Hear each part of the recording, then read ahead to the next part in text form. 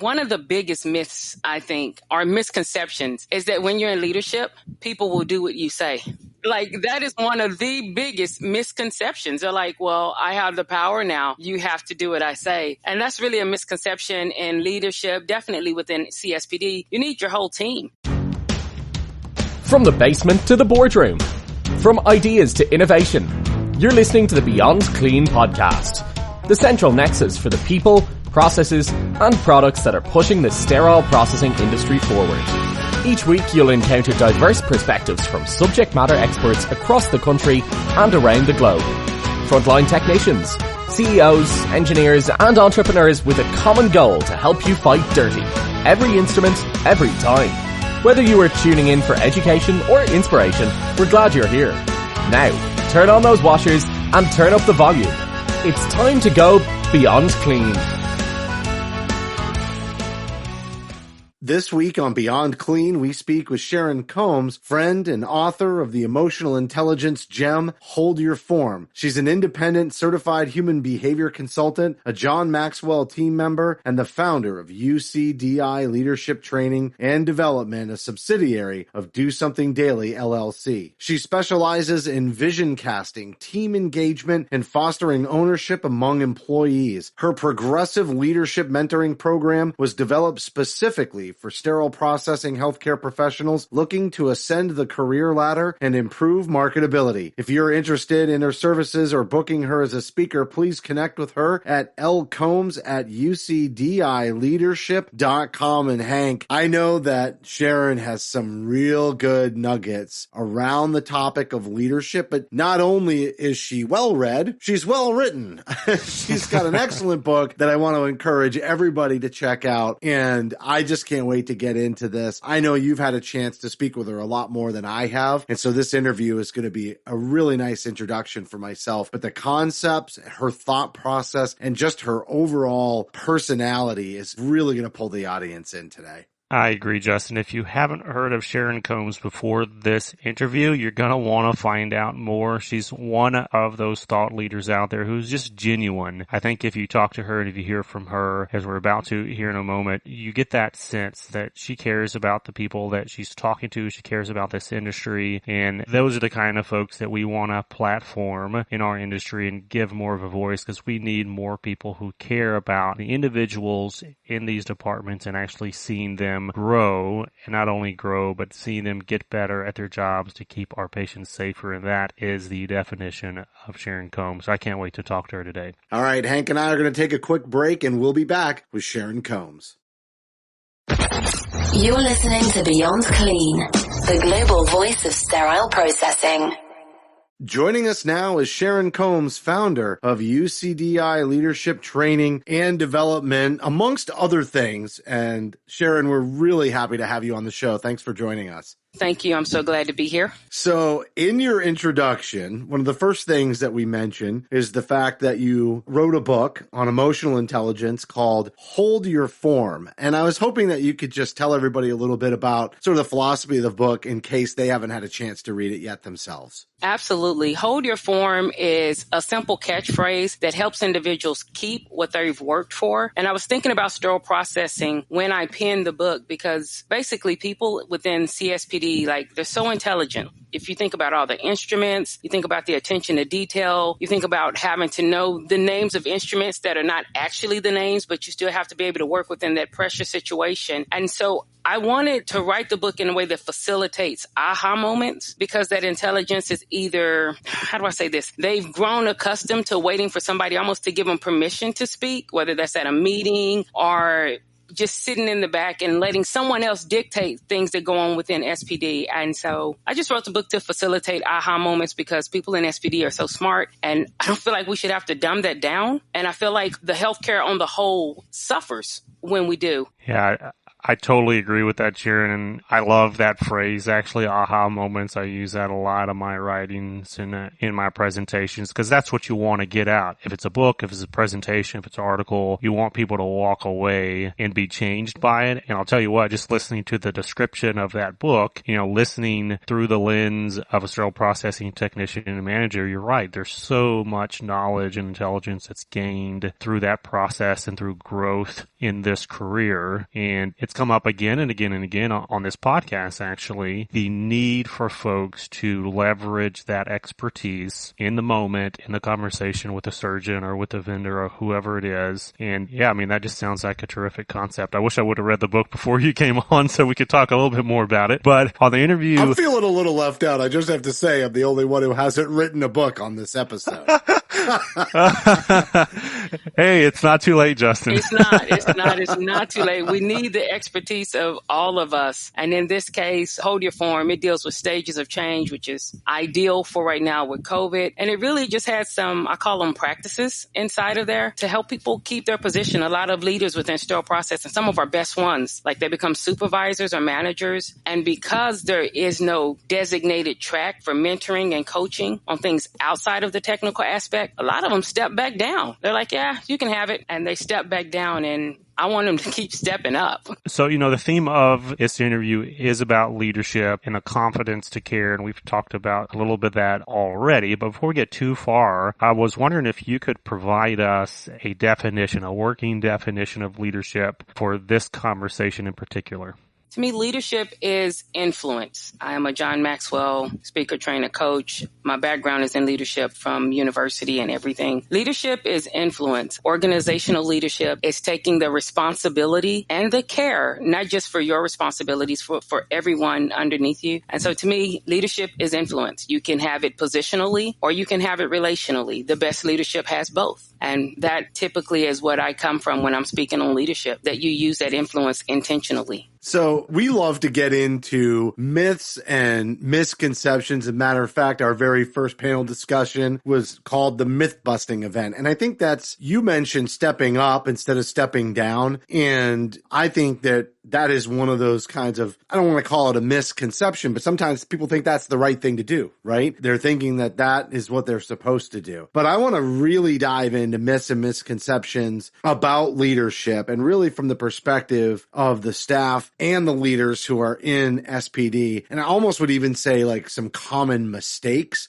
not only myths and misperceptions, but what are some that really come to mind for you when you're asked that question? Oh man, let's dive right in. One of the biggest myths, I think, or misconceptions is that when you're in leadership, people will do what you say.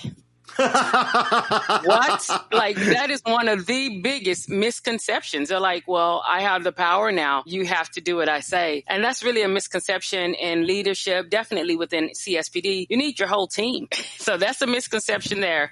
Sharon, real quick on that. You know who knows that better than anybody? Who? The staff. Exactly.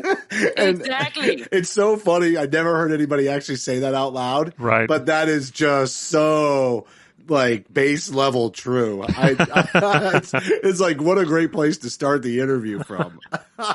It is. Sometimes when people get into leadership, that's why I said it's a misconception. Misconception A is that everyone is going to do what you say, and that B, that everyone trusts what you have to say. You have to have time for acceptance. Your upline needs to accept you, have time to see you consistently have wins in this role, and your staff does too.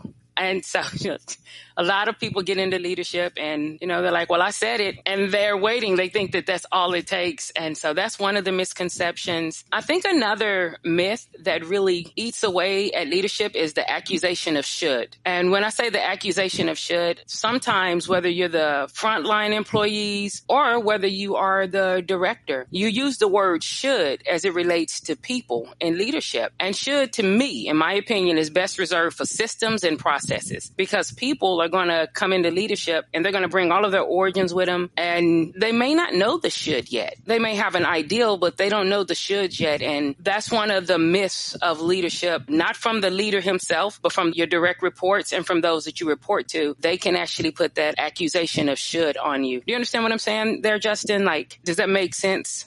Yeah, it's an accusation and also an expectation. Do I have that right? Yes.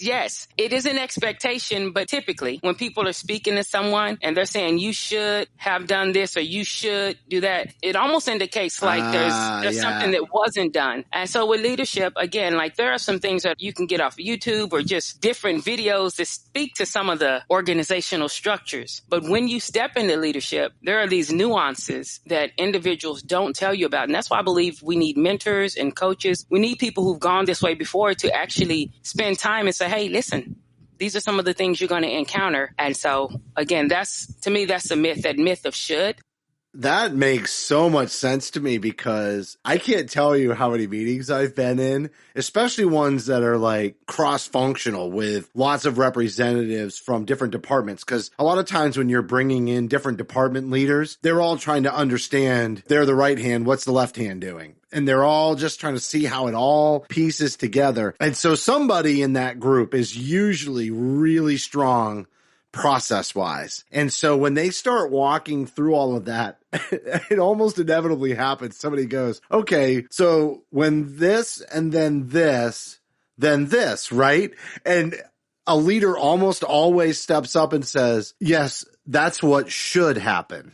Right.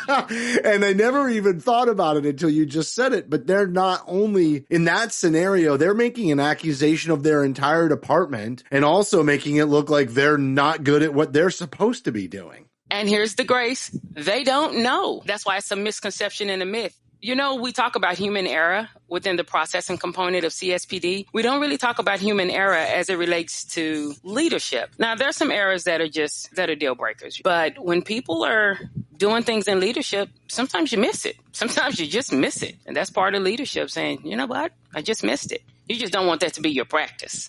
Can we go back, Sharon, to the point about the new leader that you made? And like you mentioned a couple of them. I think giving time to build trust was one of the statements that you made. And I'd like to get your perspective maybe on recommendations that you would give for two different scenarios. One would be that leader that has come up the career ladder internally, right? So maybe they were a technician, supervisor previously, and then they got the chance to step into that manager role. And then the second scenario would be a new leader coming in from outside. How do those situations differ? Do you have any recommendations or insight around how to navigate, some of the pitfalls that we're talking about here for those leaders coming from outside or, coming from inside, but now they're the one in the manager's office instead of on the floor? Okay. Yeah, absolutely. So when you have a leader that's coming in from outside of a department, outside of a facility, most leaders recognize that a leader's job is change. Bottom line, if you're coming in from outside, then there's some change that the individuals who brought you in want to see. And so when you come in, I recommend not coming in day 1, day 2, or day 3, trying to assert your leadership. You're already the leader. You're already it. You don't have to assert it in that case. What I do recommend doing is coming in and seeing which processes you want to attack first and setting that up and allowing your team, the ones who report to you, allowing them to see how some of those processes benefit the department. Now, if it's something and you don't have time for it and you have to make a decision that's right now, handle your business, make that decision that's right now. That's why they pay you the big bucks if you get big bucks. However, when you first come in, your team needs to have time for acceptance. They need to have time to trust that you know what you're talking about, that you have the best interests of the department, of the patient, of the department, and of them personally in mind. And it just takes time. It doesn't necessarily take 6 months or a year or 6 weeks or 6 days. It's dependent on that team, but they have to have time for that. They have to have time for acceptance. When you come in as a new leader, whether you know it or not, you're being vetted by whatever the old leader did.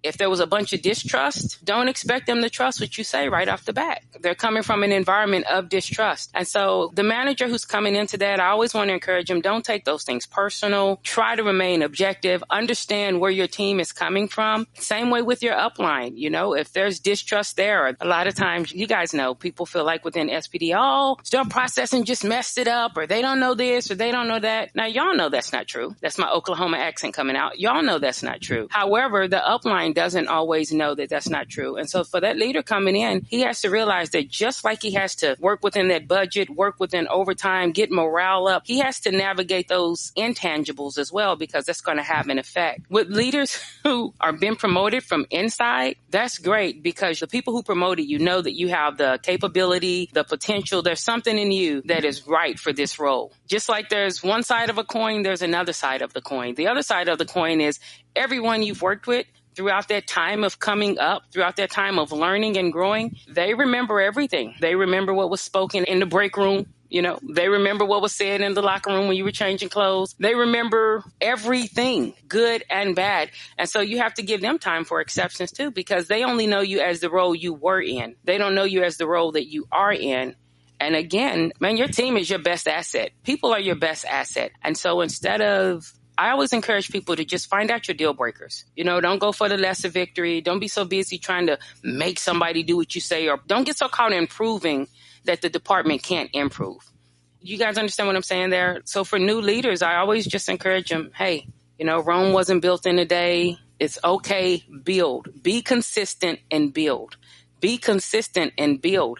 And that is going to bring more trust. That consistency will get more buy-in than any shiny new object or any pizza party or anything of that nature. So Sharon, those are some terrific insights about new leaders, and I really hope folks listening to this are encouraged by that. But speaking of leadership and transitions, I've got to ask this question. In the year 2020, you know, the pandemic has hit sterile processing very hard, but it's also given sterile processing a lot of opportunities that we just would never have imagined prior to this type of pandemic. Could you speak to some of those pressures that you've seen in the industry in 2020 on department leaders and how they've had to manage in the midst of this pandemic? One of the challenges that I see, and I'm still seeing, is they really have to do more with less. Now, as it relates to staffing, that may be something that management and leadership within sterile processing has done historically, doing more with less, but they really have to do more with less now. Less supplies, less budget,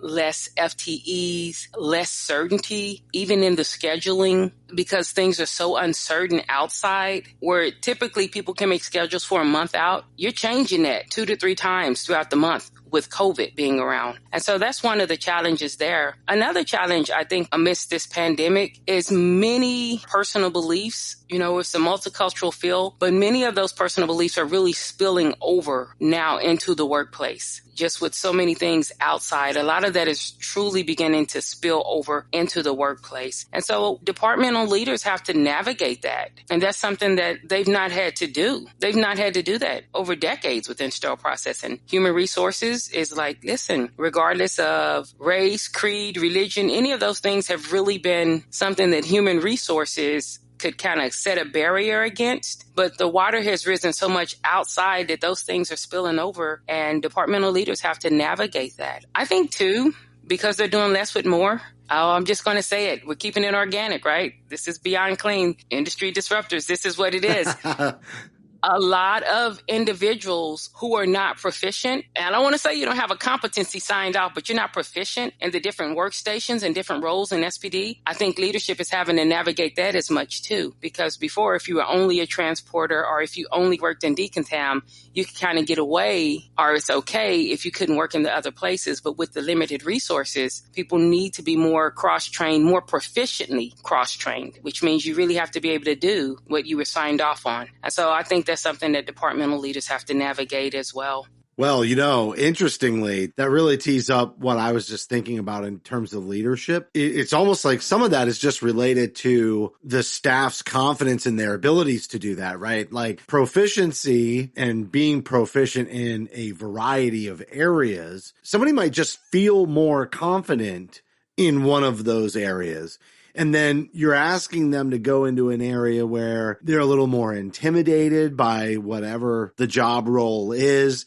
They're concerned that if they make a mistake, it's more documentable, so it's more transparent. And not everybody deals with, not being perfect or being subject to scrutiny very well. And a lot of that comes to confidence, right? Confident in your ability to improve, confident in, your ability to take direction, confident that you bring enough value that doesn't mean that they're just going to let you go the next day, confident in the way that you are being a team player, all of those things. And it ties right into leadership, because one of the ways to be a great leader is to be confident yourself and then be able to instill that into the staff, because not everybody has that makeup. So let's talk about tying it back to the leader with that confidence, because confidence is, maybe this is the wrong term, but because we're social media, I'll direct it that way, but confidence can be viral, and it can create good attitudes, and positive attitudes create great teams.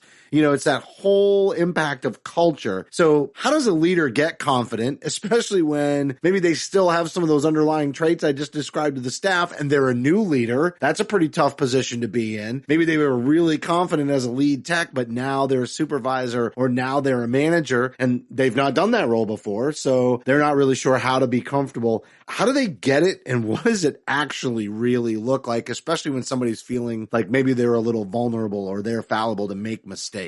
It is. And confidence can be viral. My recommendation, again, is consistency. But this is where leadership is holistic. I always encourage people. Social media, it can be viral. If you're confident, other people will be confident in your competence, even though your competence may not be where you want it to be.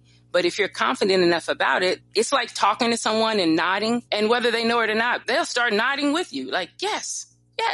They'll start nodding in agreement with you. And so going back to the leadership component, if you are that new leader, the new lead tech, and you're not confident in that role, the first thing I would say is, man, that's okay. That's okay. The fact that you're not confident in this new leadership role, that's okay. That's not an indictment against you. That's normal. And so that's why I like to encourage individuals to recognize the stages of change. You are going to go through some uncertainty. You are going to maybe not have confidence in this new role because it's unfamiliar. I try to make it as plain as possible. I liken it to swimming or driving a car. For individuals who drive the first time they drive, their hand is attended to as per most driving manuals. But over time, because they get used to driving, you can put on makeup, you're drinking coffee, you're reaching in the backseat, telling your children stop or do whatever, or swimming, you're afraid of the water. The water may go in your nose. And that's the thing about looking bad or embarrassment. If I could just ask you guys right now, have you ever been embarrassed? Totally. On a daily basis. 5 times. Yeah. Exactly. Yet here we are. And that's part of leadership. That's what's like on leadership. Sometimes you miss it. And I know that sounds easy. As I'm saying it, it sounds simple. Simple's not easy. Embarrassment burns. It burns your eyes. It burns your throat. It just burns. It's uncomfortable as heck. But it doesn't kill you. If you look at it, you can leverage it as a case study. And leveraging it as a case study and looking at, hey, what did I do? What could I do differently? That's how you begin to get confidence. I actually have the opportunity to referee basketball. I do it 4 months out of the year because I love to do it. It's my favorite sport. We definitely have that in common. Here we go. Okay, we're getting off track now. I coached my daughter's basketball team for years. And what's funny is the very last year I coached, the, travel ball girls who made the team and left our previous team, we wound up being a better team. It was 3 or 4 of them that went on and made the travel team and weren't on the rec league anymore. And our team played as a team much, much better as a result. So drawing from coaching and talking about leadership, they're synonymous. It is.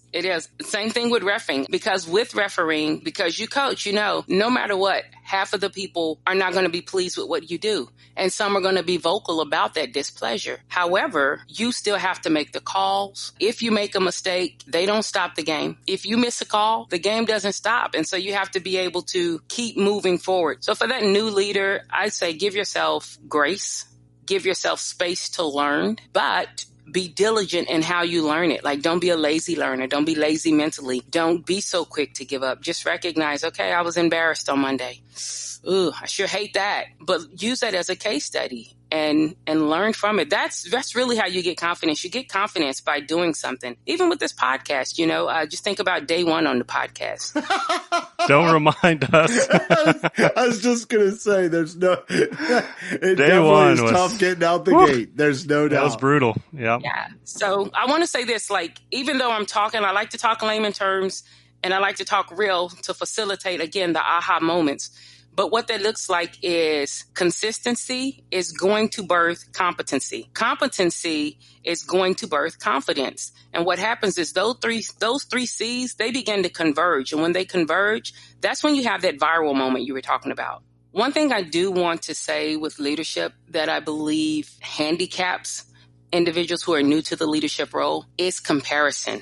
I believe you want to have things that you aspire to and individuals who inspire you, where you've seen things they've done that have been successful, and you may want to emulate some of those practices. But comparison, where you are saying you're using the comparison to disqualify what you bring to the table, I think that is a silent killer within the CSPD leadership transition. As we're trying to bring some of our better people and put them in positions of leadership, comparison in that format is a silent killer. And what it does is it keeps some of our star players on the sideline. It keeps them silent. It keeps them waiting when they actually hold the answer. So for new leaders who are coming in, be consistent, learn what you learn, and don't disqualify yourself because you may not lead like a president of Isham or like someone who's been in leadership for 15 or 20 years. Get to know your style and serve your people, serve your department the way you would want to be served.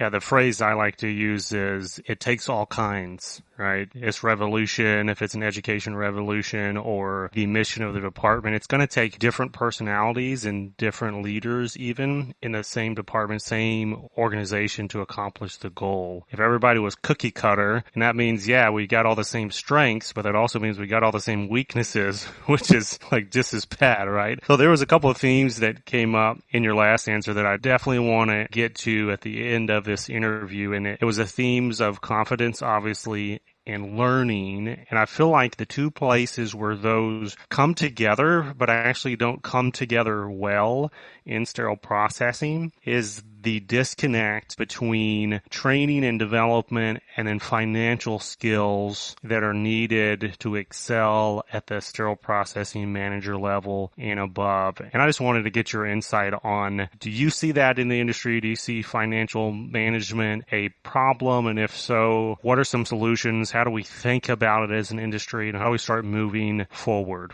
I do see where that rears its head. And I think because when we do the training and development, we do not include the financial component. Whatever purchasing is in place now, when someone comes into leadership or when they're hired from the outside, those purchasing components remain. But if you don't have a mentor or someone who's specifically teaching you how to leverage your budget, how to forecast out for your budget, how to anticipate needs, even something as simple as if there's a new physician that's brought on and a new specialty, you already know that there may be some instruments or different things that may be needed to support that additional volume. However, if no one has taught you or you haven't been instructed and trained in that financial component, then you're stuck in what I call the immediate, which means you're always fixing something and you're not actually planning out for a smoother transition. Do you understand what I'm saying? Like a budget, you have annual budgets, you have quarterly budgets. And if you haven't been trained in working with that budget and how to leverage that budget, then you'll keep doing the same things, but things always change. And so your same things budgetary wise won't benefit. Again, you may be able to have great engagement. Your team loves you. As far as leading financially, you won't be the financial leader that your upline is going to need. And so that's one of the things there. And the only thing you can pull from when you're in that position is the financial literacy you have outside the department, which goes to your origins and whatever those origins are. If you have great financial literacy, then that'll be an asset for that department. But if you don't, and you're used to paying bills because they're due, then you will stay in that frame, that mind frame, that perspective, that view when you're dealing with the budget within the department, which means you're not going to plan out. Yeah, having a budget before the bills are due. I totally understand what you're saying. And it's about being a steward of the department in that case. It's not I get to decide what the money gets spent on. It's looking at the department holistically and looking at what is your strategic vision and how are you going to plan, how you spend money between now and whenever the next goal and the goal after that is, if you don't really have a plan, for retirement, and you don't really have a plan, for, I want to have, maybe you're young and you're going to start a family, and it's like, well, how do we plan ahead for the kids, and how do we plan for college? It's all of that. If you're able to plan for the future and build that into your life strategy, that's the kind of skill set that you want to bring to planning for that strategic vision and what the future holds for that department. With your department, yes, because every facility, the peri-op director, they're looking to drive revenue, right? And so you want to drive your department as well, because that's our customer. That's who we serve. So you want to drive your department. What you said about retiring, if I wait till I retire to plan my retirement, what? That's not going to work out well. Exactly. That's exactly and so you want to be able to plan for that in the future. You want to be able to forecast. And the way you do that is, you know what? Even though you may be new to this position, pull some reports. Look at the trends. What were we doing this time last year? Whether you were there or not, in that position or not, what were we doing? What did the budget look like then? Look, and you will be able to see a trend, and then you can forecast. You want to be able to future pace your department. SPD personnel, they have the ability to do that. They have the know-how to do that. Do you know how many times people who are not SPD personnel are placed in positions of authority? And even though that is what's it called? You have the head at the front of the ship, but the rudder's doing the work. So many times people see that, but the SPD people are the ones who are actually doing it. All right, Sharon. Really fun, insightful interview. And I think you said to us before we got started, and I can't remember if it came up during the interview or not, but you wrote the book really to spawn some of those aha moments. And even one of the first comments that you made at the very beginning was a no duh, everybody knows it, but just hearing you say it, it was still such an aha. So, sometimes people think it has to be really profound to be an aha moment. Sometimes it's just the recognition of the obvious and how much it really plays into our daily lives. And we had it all over the spectrum, some real simple stuff and some real complex stuff on this episode. Thank you so much. You did fantastic. Thank you so much for having me. It's been a pleasure. That was Sharon Combs, founder of UCDI Leadership Training and Development. Hank, this was a fun one. I know we're getting close to the end of season 10. There's one more episode to go. I've been so impressed with all the guests throughout this season, and they just keep coming. Sharon, right on par with everybody else. So inspirational. And I just can't say enough. Even the way she started off, it got me laughing because it just was one of those things. It was how often do we actually recognize that? But how many people have that attitude? Make it so. Let it be done. And that is just not how it works. You've got to be in the role of mentor. You've got to help people, point them in the right direction. You've got to give them guidance. And then I think at the end, as we talked about confidence and just how that goes viral and creates the right kinds of attitudes, it is so hard some days to dig deep for that confidence. And I just think Sharon's insight into all that is really beneficial for anybody, especially if you're going through a transition today. Just those words of inspiration will give you some confidence. Yeah, Justin, it's easy to make mistakes as a leader. It's hard to undo those mistakes. So anytime that you can be proactive and try to learn from those mentors in the industry and these thought leaders like Sharon ahead of time, and then pivot and not make the dumb young leader mistake that many of us have to make, that's positive in your favor. And to the point about the staffing and their response to leadership too, this podcast is not just for leaders. This particular episode is not just for leaders. It's for everyone who has to work with leaders, which is everyone. So I know there's a lot of value from this episode that folks can walk away from in how to be a better leader, how to respond to your leader better, and then as a team grow together in your mission for safe patient care. Yeah, I think it's really important that people don't think that leadership is a title. Leadership is an attitude. And I'll end on that, but keep that in mind. Not only are you working with leaders or you are a leader, you can be a leader even if it's not your quote unquote role in the department. So that's going to do it for this week's show. As a reminder, you can help support Beyond Clean by subscribing on iTunes, Stitcher, Google Play, Spotify, or you can download our very brand new smartphone application for iPhone and Android. And on the app, you will often find some bonus content, so be checking for that. We'd certainly appreciate a rating and review because your feedback is important to our show, which continues to have record downloads every month. We are so grateful that you listen to our show, and we love to get your feedback. So if you have any topics that you'd like to cover on a future episode, just send us an email. It's easy. info@beyondclean.net. And on behalf of Hank and myself, thank you for listening to this week's episode of Beyond Clean.